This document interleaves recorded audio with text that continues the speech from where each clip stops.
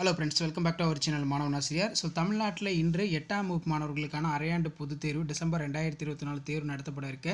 அதாவது இன்று நடைபெறக்கூடிய 9/12/2024க்கான 8th standard Tamil apple examination December 2024 original question paper தான் பார்க்க போகிறோம்.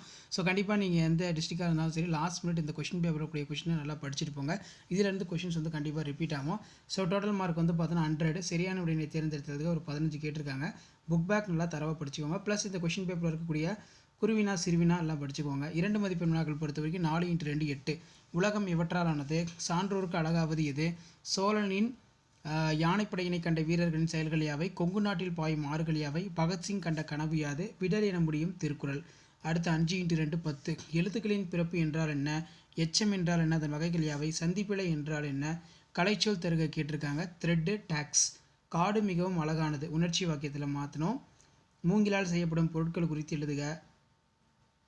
தமிழ் வழி கல்வி பற்றி திருவிகா கூறுவன யாவை? இதெல்லாம் ரொம்ப முக்கியமான வினா, நல்லா படித்து வச்சுக்கோங்க. ஒரு 10 படிச்சுட்டு கீழே பார்த்தீங்கன்னா நீங்கள் எழுதணும். சேலத்துடைய சிறப்பு பெயர் என்ன? மாங்கனி நகரம். இந்த மாதிரி வினாக்கள் கேட்பாங்க. கொங்கு மண்டல சதகம் பற்றி கொங்கு மண்டலத்தின் எல்லைகள். நெக்ஸ்ட் வினையச்சத்தின் வகைகள் விளக்குக.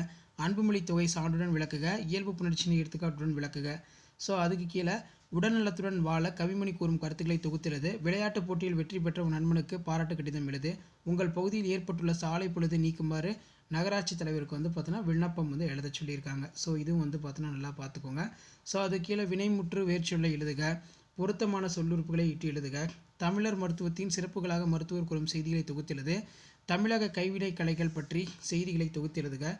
காலம் உடன் வரும் கதையினை சுருக்கி எழுது. திருக்குறளின் கருத்தை பின்பற்றி சகாதேவன் கதையினை சுருக்கி எழுதுக. இந்த கொஸ்டினை நல்லா படிச்சுக்கோங்க. முன்னுரை நூலகத்தின் தேவை. நெக்ஸ்ட் கொஸ்டின் பார்த்தீங்கன்னா கைத்தொழில் ஒன்றை கற்றுக்கொள் என்ற தலைப்பில் கட்டுரை எழுது. கொடுக்கப்பட்டுள்ள குறிப்புகளை கொண்டு கட்டுரை.